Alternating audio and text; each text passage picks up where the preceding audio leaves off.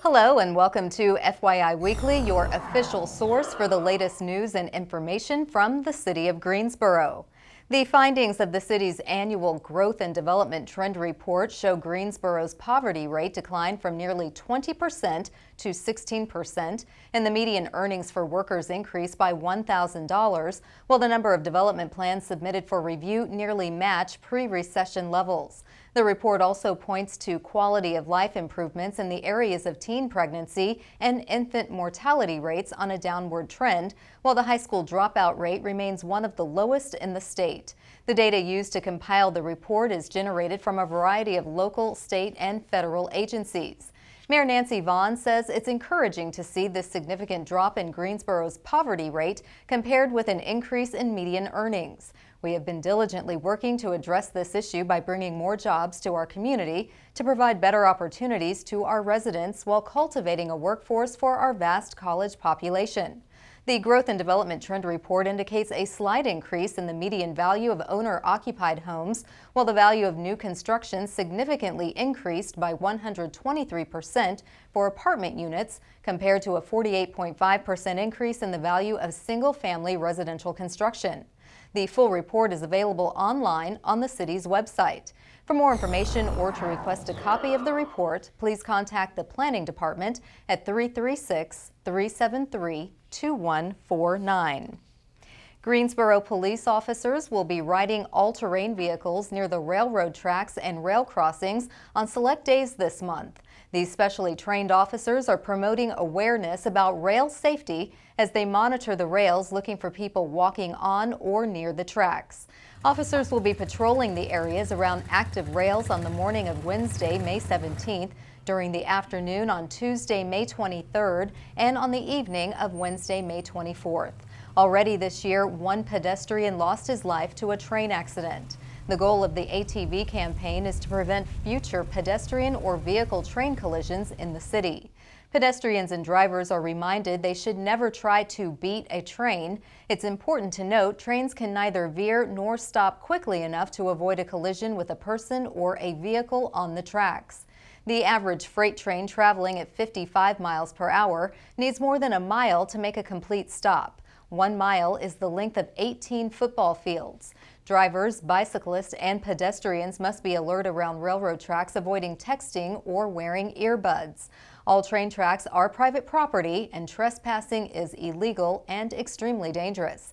If you suspect a signal is malfunctioning, either call 911 or the Greensboro Police Department at 336-373-2222. Greensboro's participatory budgeting, also known as the PB process, is seeking residents who are interested in serving as volunteer budget delegates and budget delegate facilitators for Cycle 2. PB is a democratic process where residents get to decide how $500,000 of your taxpayer dollars will be spent in 2018. Budget delegates can take community ideas and turn them into project proposals. They identify local needs, consult with residents on the project ideas, and work with city staff to bring the proposals to reality. Facilitators oversee the work of the budget delegates and help them to assess and develop projects in a timely fashion. After the budget delegates complete their work, residents will have an opportunity to vote on the vetted projects to determine which ones will be funded.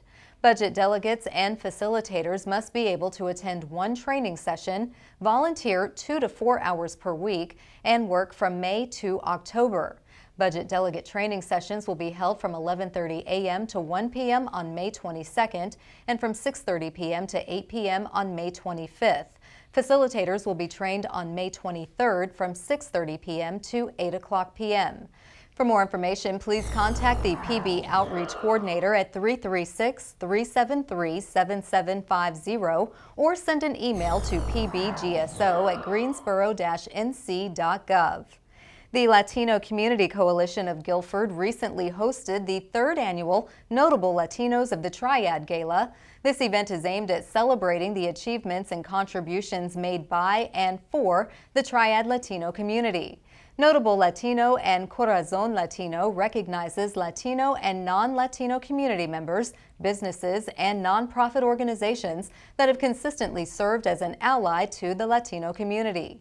The following City of Greensboro employees have been added to the list of notable Latinos: Officer Jose Chavez, Officer Eric Dea, Officer Jose Garcia Perez, Sergeant Victor Sanchez, Isabel Gill with Community Relations, and Jose Colon with the Planning Department.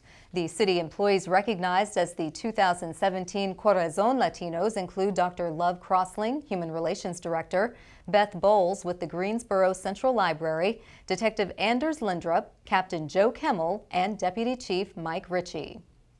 The City of Greensboro Parks and Recreation Department will host the Recreation and Parks Association's 2017 Carolinas Joint Conference at the Curry Convention Center. The conference will take place September 11 through 12 and will bring together more than 1,000 park and recreation professionals from North and South Carolina to learn from each other and meet exhibitors. This year's theme, Parks and Recreation More Than You Think, embraces the fact that progressive agencies do more than provide activities to fill residents' spare time. Wade Walcott, Greensboro's Parks and Recreation Director, says parks and recreation departments are critical to the success of any community and vital for all residents. We're proud to be leaders building better lives and a better community, and we're excited to show our peers from across the region exactly what Greensboro Parks and Recreation has to offer. Conference attendees are encouraged to arrive in Greensboro early to experience the 3rd Annual National Folk Festival on September 8th, 9th, and 10th. The free downtown event is expected to draw more than 100,000 people, enjoying more than 30 musical and dance performances on 7 stages. For a full conference schedule or to register for the Carolinas Joint Conference, please visit the city's website. In an effort to keep contractors and developers informed about pertinent issues that could affect them as they conduct business in and with the City of Greensboro, the city's inspections office is publishing an online newsletter called Inspections Update. The newsletters are posted at the top of the developers and contractors webpage on the city's website. The Greensboro Police Department promotes several of its officers to an advanced rank. We'll have that and more news coming up after the break. Stay with us.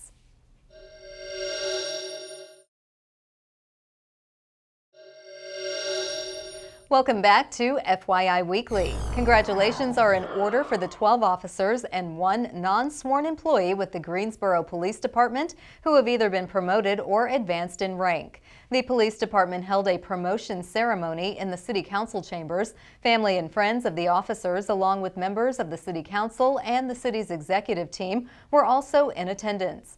GPD now has 1 new captain, 1 new lieutenant, 4 new sergeants, and 6 new corporals. On the civilian side, Kendra Holmes has been promoted to Terminal Agency Coordinator. She previously served as a records specialist.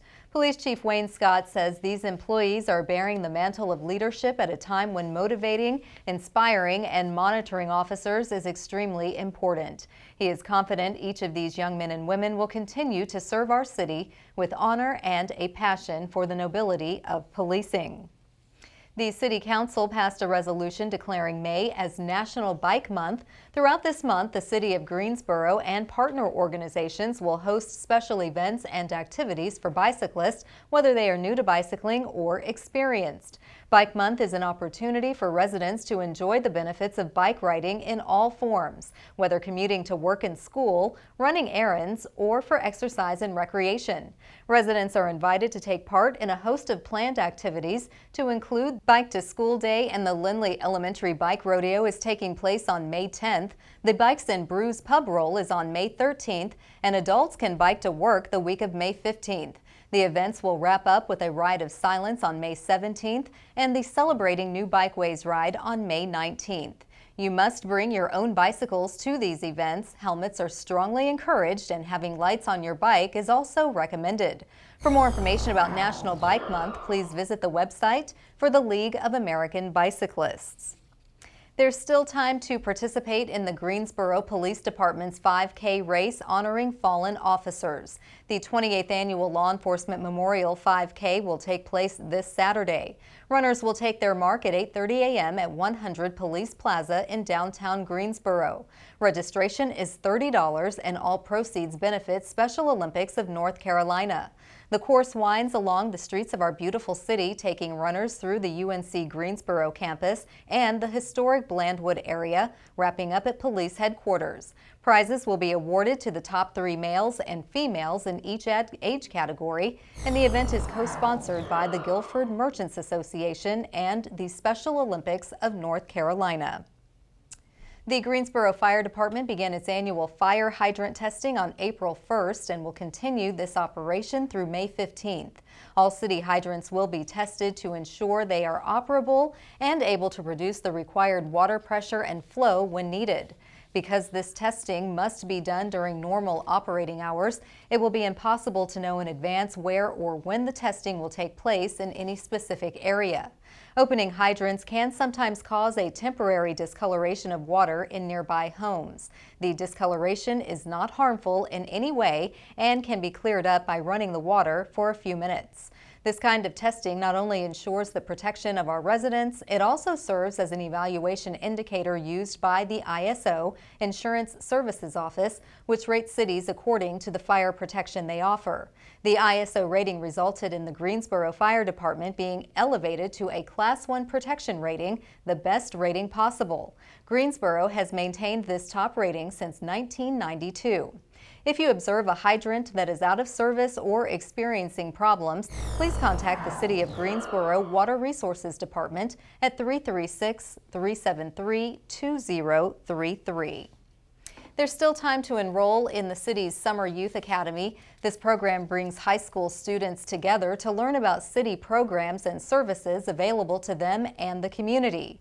The 2017 Youth City Academy includes 4 sessions. Classes are being held on Thursdays from 2:00 p.m. to 5:00 p.m. on June 29th, July 13th, July 20th, and July 27th.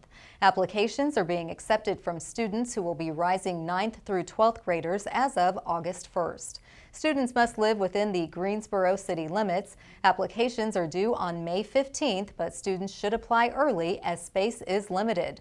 Participants will be selected from each of the 5 city council districts. For more information, please call the Community Relations Office at 336-373-2723.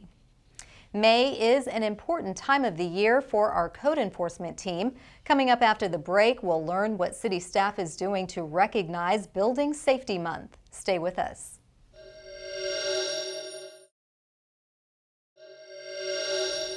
Welcome back to FYI Weekly. The City of Greensboro is recognizing Building Safety Month. This public awareness campaign is designed to help the community to better understand what is required to make sure our structures are safe. Joining me now to tell us how working with the construction projects coordinator from the beginning of your project can make all the difference is Will Lilly. He's with the city's inspections department. Will, thank you for taking time out to be here. You're welcome. Thank you. So tell us, what is a building permit and when would you need one? Basically, it's a legal authorization for you to begin work on your property. The state law requires that if you have any work over $15,000, for instance, roofing, siding, that's over 15, you get it, or any structural work, you must obtain a permit. Okay, so a lot of people might be doing some things around the house thinking it's a simple thing, but you want to make sure that they have that permit in place beforehand. Yes, to make sure that they maintain safety and make sure it's done correctly so they don't have any problems moving forward. Okay, and how long does it normally take to obtain a building permit? It normally takes 7 days if we do a plan review. It depends on how extensive the work is.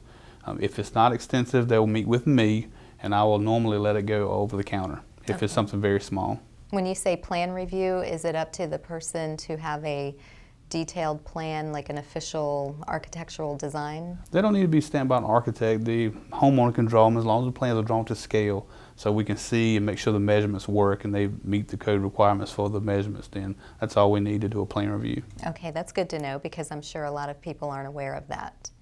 Now, what are the benefits of contacting the building official when you know that you're getting ready to do a project? Well, most building officials have been in the industry for at least 10 or 15 years before they do this as a job. Not only do they provide, good advice, but they can lead you in a good directions for, and also offer ideas of which ways you can handle certain situations. Because of course, a lot of older remodels, they have to mix building codes because some things prior to what the building codes have changed. You can keep some of it and put it back, and then sometimes you can't. There's a delicate balance in between there to get what you can keep and what you can't. Okay, and if someone does not get in touch with the building official in advance, what's an example of what can go wrong? Normally what happens is when they sell the house, North Carolina requires that you have a homeowner's recovery fund be filled out before you can sell it, and then they have to get permits after the fact. And getting permits after the fact is very time consuming and very expensive because you have to hire a third-party engineer to come in and check it to make sure it meets all the applicable building codes, because most of the work's been covered up. Okay, so rule of thumb, start with the building official first, get your permit in hand before you start any work. Yes. Okay, and is there a fee? You said it can be costly on the back end if you don't, but is there a fee to obtain the building permit up front? Yes, it's in dollar increments based upon the construction cost. Normally, most small projects, we do a minimum fee of $75 for residential. Okay, that's pretty doable. And what are the typical inspections you carry out on new construction or what would be considered renovation projects? We start at, like any project, with the footings, foundation, framing, insulation, and then they do finals. Okay, so you're looking for everything from start to finish. Yes. So basically, we just want people to know that you are the construction projects coordinator. You'd be the person that they call, and if they have questions before they get the plan or how to draw up a plan, you can help them with all of that. They can call me and contact me. I'm talk to them. That's my job, to meet with people and help them through the construction process and help them get permits to lead them in the right direction. Okay, well, thank you so much, Will, for educating us about permits for buildings and Building Safety Month. We want people to be safe in their structures. Come back again and tell us more about what you do in the inspections department so we can keep our residents up to date. Sure, thanks. Thank you. Stay tuned for a little known fact about Greensboro as we tell you something about the city. We'll have that coming up after the break.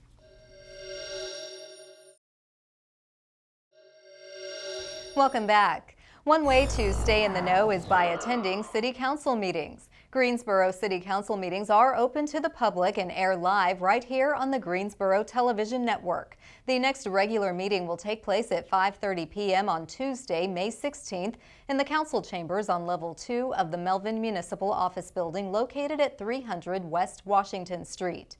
To review the council meeting schedule, please visit greensboro-nc.gov/council meetings.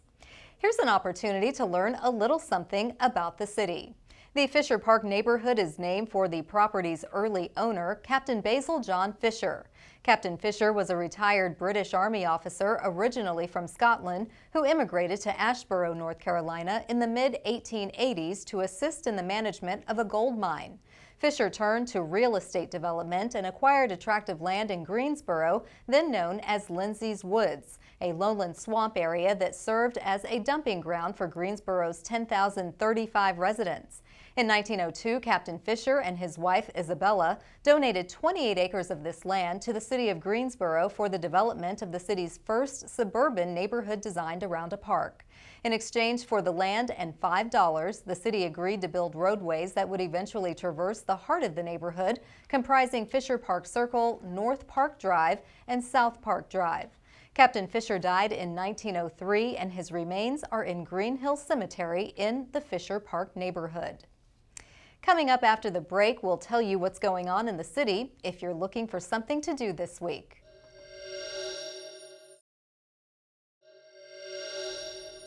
Now it's time to check in with Jody Stanley for a look at things to do and places to go. Jody?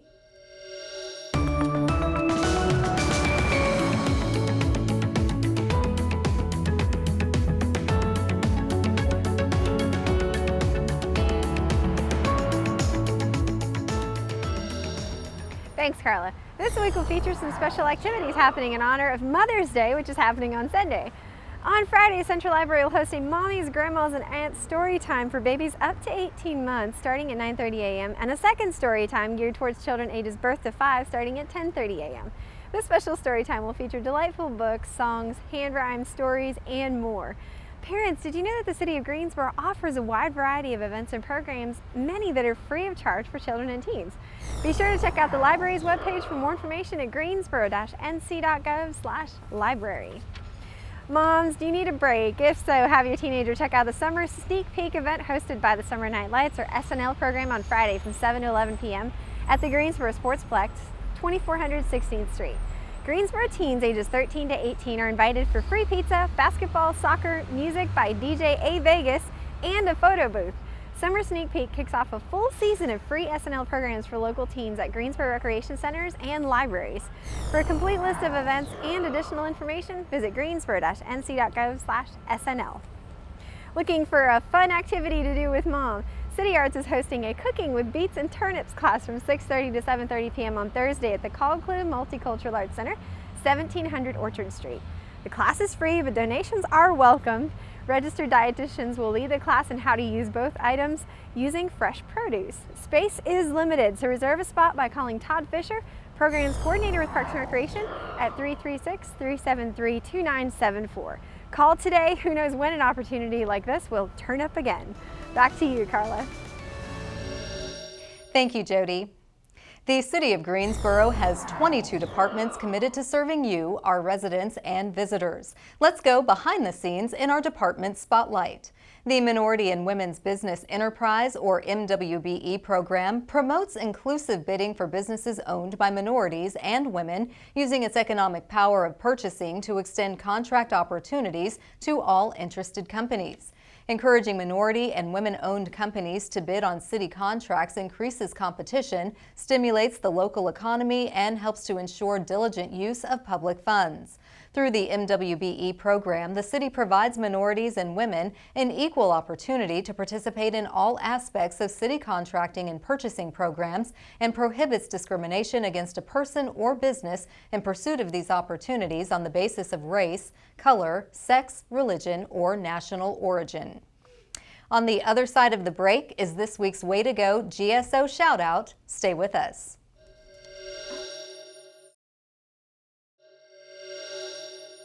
As we draw to a close, we always want to end on a positive note with our Way to Go GSO segment.